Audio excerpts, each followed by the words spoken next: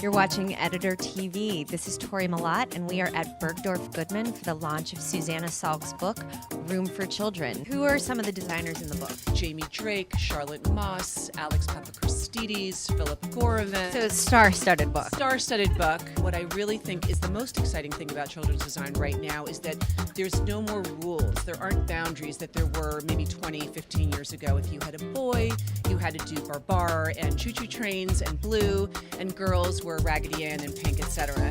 Now it's just the sky is the limit. People have gotten a lot more serious about designing children's rooms.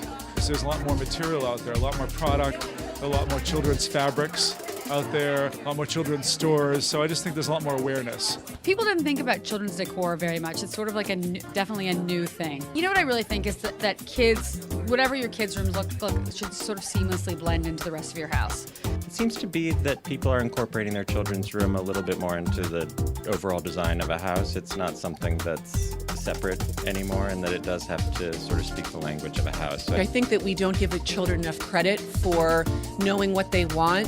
By the same token, I think it's a collaboration between parent and child. I always like to really consult the child as a client. You do? Yeah, I do. And I think it's great because they choose the colors.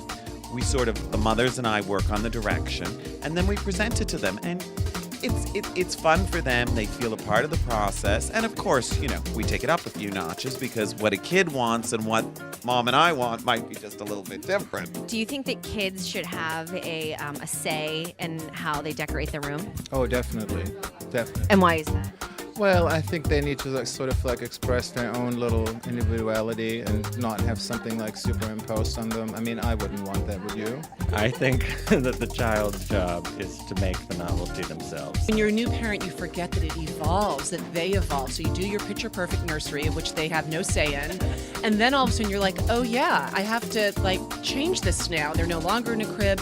What do I do? So it's very important to work with your child as they grow and to accept that they have more and more input. My son's room, Baker. It's a house in Washington, Connecticut, and it's And what's the room look like? it's turquoise, one of my favorite colors, and it has lime green, and it's a combination of stripes, which I love.